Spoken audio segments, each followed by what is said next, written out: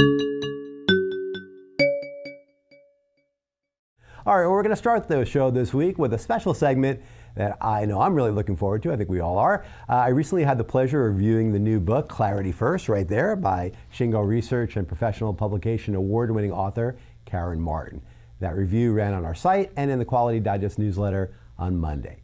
Clarity First, which was released earlier this month, is an elegant and insightful book that lays bare the problems that the lack of clarity causes to organizations each and every day. And even better, Martin shows, clearly of course, the vast benefits that clarity brings not only for companies, but for individuals as well. So to chat with us now about this terrific book and the importance of clarity, we're excited to welcome Karen Martin to our show. Hi, nice to be here, guys. Thank you for having me here. It's great. Thank you for having us here too. Thank you for being here. We appreciate that. Thank you. Well, you know, clarity is so important. It's so important for an executive, for an organization, manager, for anybody.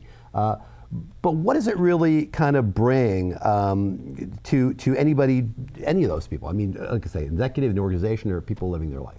You know, ambiguity is the opposite of clarity, and ambiguity is kind of the norm in many organizations. And what happens is people can't really do their jobs well, and when they can't do their jobs well, the company or the organization can't perform well.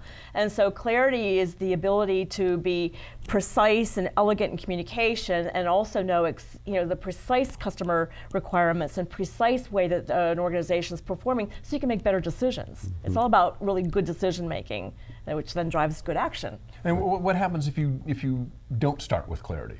Well, it's a performance buster. It drags the organization down. It hurts morale terribly. When people are kind of operating in a fog, it just doesn't feel good. And so it tends to make people not able to perform at their best. And it's very expensive. You know, running around trying to clarify everything that could have been clear to begin with and not knowing which direction to go, which is pretty common, that actually wastes a lot of time and productivity that could otherwise be spent delivering value to customers. Right. So it's expensive to not have clarity. Yeah, and you talk about that in the book really well, I think, really clearly again. The idea that there are costs associated with that stuff. Yeah. I mean, because really, if you're not clear from the beginning, I mean, in my review, I called it a force multiplier. You know, this idea that if you're clear, it multiplies, but if you're not clear, it multiplies too. So what are some of the kind of the repercussions of that? What are the damages that happen if you're not clear with that? Well, you know, ultimately, the ultimate damage is reaching the customer, and in terms of poor service or poor products, or, you know, just, you know, an organization doesn't have sometimes the faith of a customer because they're having this experience, and you can feel ambiguity. You know, you can feel a crisp organization that knows what they're doing, and you can feel one that's kind of bumbling around. And a lot of organizations, even Fortune 100 and 500 companies, are bumbling around in certain areas of their company. And so that you don't want the customer to feel that for sure, and you don't want the employees to feel it either. And the employees are really important. I mean, they're important stakeholders here because employees do know. I mean, they know when they do. The organization is clear and isn't on what they're trying to do. They absolutely know. And it's, you know, one of those things where there's this kind of mental whip that we work in process, mental whip that we don't want people to be carrying around because they don't know what the right direction is. They don't know how they're actually performing as an organization. They don't know what the priorities are. You know, that's what happens. And you say it's kind of like an exit sign flashing for those great performers. I mean, there's great performers in every organization, and really every organization depends on everybody, you know, being together and pulling in the same direction. But if that exit sign is flashing, like you say, and people start saying, listen, this organization doesn't know why they exist. They don't know how they deliver value or why they're even in business. They're going to say, let me get the heck out of here and go do something else. Yeah, you know, I think we forget. People come to work, most people, come to work every single day wanting to just do a good job. They want to serve, they want to do well, they want to perform at high levels that they'll get rewarded and acknowledged. When people come into work, much of the time they come in and they meet obstacle after obstacle after obstacle as soon as they walk in the door, often in the form of lack of clarity and ambiguous decisions, and I'm not sure if I should be talking to this person or that person. And again, that just drags the organization down in pretty fundamental ways. Now, in your experience, I mean, you're a consultant, I'm assuming you consult on this topic. Is that lack of clarity, is that deliberate obfuscation, or is it just people just don't know how to communicate? All of the above and everything in the middle too. You know, it's a pretty big spectrum of why the lack of clarity exists. You know, there's definitely a sociopathic element all the way on the fringe. That passive aggressive. Right, Yeah. that some leaders have, some organizations have, and I quote a couple of case studies in the book of Wells Fargo, my bank, who I've been with forever, but they definitely have a pretty notorious case there of some pretty blatant, intentional ambiguity. But most organizations just don't know because they're not spending the time that it takes to get clear. Clarity does take time, but the rewards are multiplied because if you don't have clarity, then you're doing all this rework and all this wasting time. So it's actually much more time living in an ambiguous world than living in a clear world. But it does take time to get clear up front. Yeah, and you say that more than a moment is one of the chapter headings. Yeah. It does take, it's a moment many times where you realize you're not clear, but it takes more than a moment to unspool those things and begin to get clear. But you're going to spend way, way, way more than a moment if you don't get clear from the get-go. Yeah, it's like value stream transformation and going in and getting senior leaders in a room for 3 days to really understand the value stream and then to decide how they want it to perform, not how it is performing. And 3 days sounds like an eternity to busy leaders. But my goodness, the amount of time they spend fixing things and having to go do rework and figuring out how to get better profit because they're not able to make profit because of all the organizational drag that's around the value stream not performing well it's well worth those 3 days. Well worth it. But it takes time. And maybe you can kind of furthering that a little bit. How does all this clarity or lack of clarity, what kind of impact does that have on the customer? I mean, obviously inside, there can be turmoil and all that sort of stuff, but what does this do to the customer aspect of all this? Clarity is confidence building, and I always have said that confidence breeds competence with employees, and with customers, confidence breeds loyalty.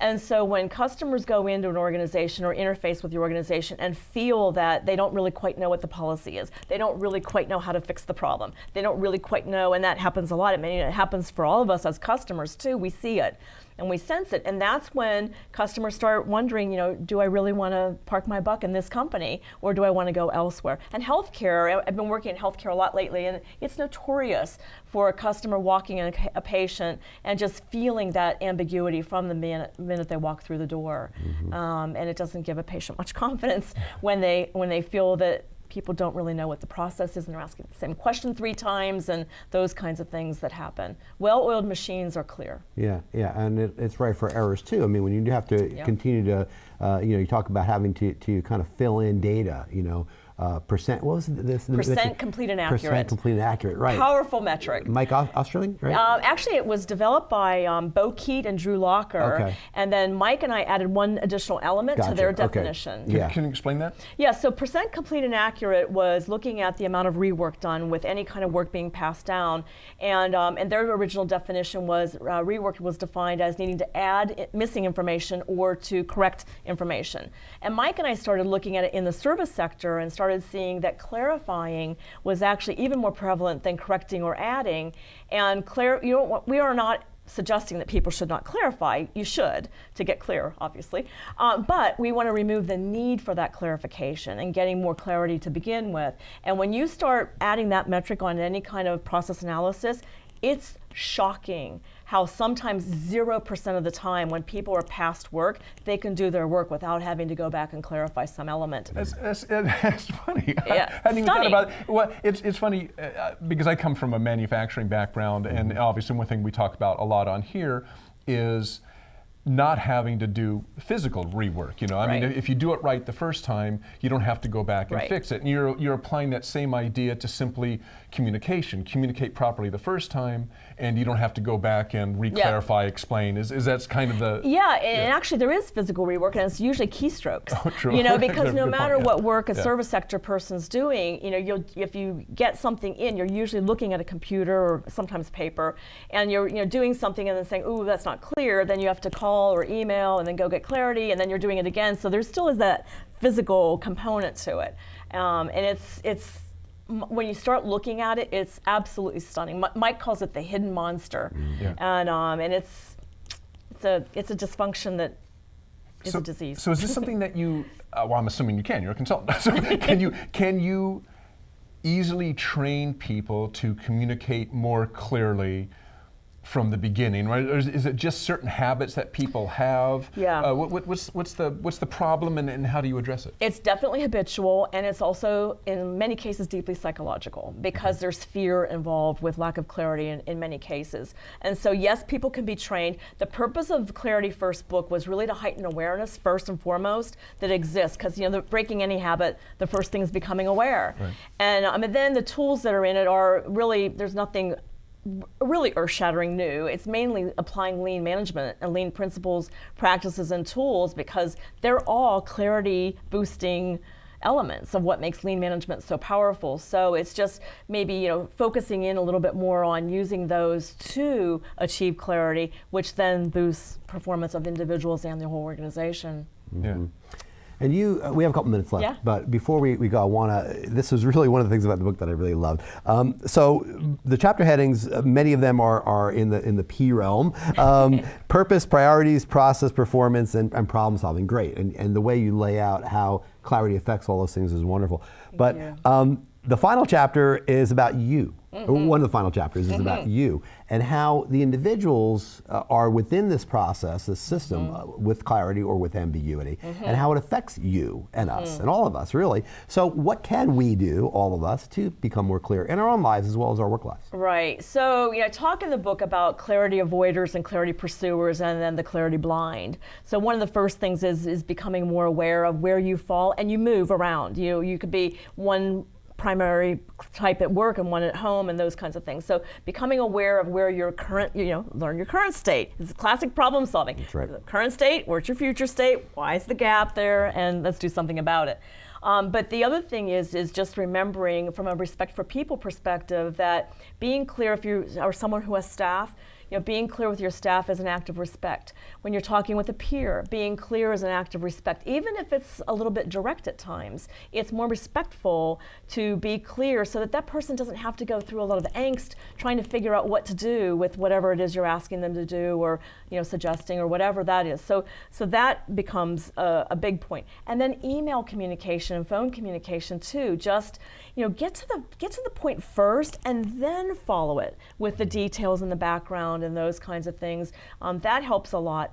And leaders have to they have to be the ones that are leading and mentor their people so that they create a safe environment so that people can be clear from the beginning and not feel like they're going to get their hands slapped, or dysfunctional fear-based cultures have a tough time with clarity. And so we have to start with getting rid of fear so that people will feel more comfortable being clear. Yeah, and it all ties back to Deming. It does all tie back to Deming. Yes. And I mean, even small organizations. You think about all these large organizations, and I think that whatever size organization you want, you're going to get some value out of this.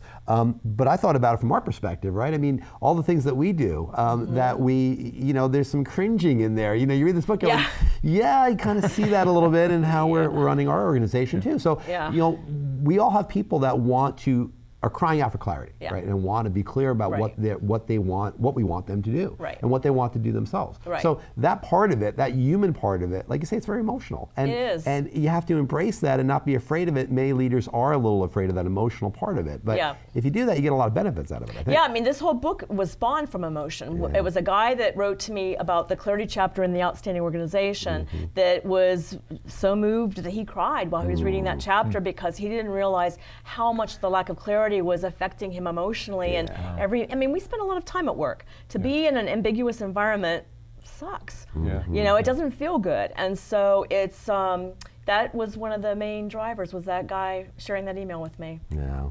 Oh, very cool. I really did like your book. I have to say, everyone out there, this was a really wonderful book. Your book, The Outstanding Organization, was a Shingo Professional Publication Award winning. Yes. Was that it? Yes, a long one. Yes. Yes, Shingo Award. And Shingo, and I think this is a contender again to win another one. So really great job. Thank you for very that. much. And thank you for write. I'm sure it was. Thank you for coming out and giving us some time this morning. So nice to be in Chico. Yes, thank you. All right, that's Karen Martin again. The book is Clarity First. You can see it right there. Really, really wonderful job.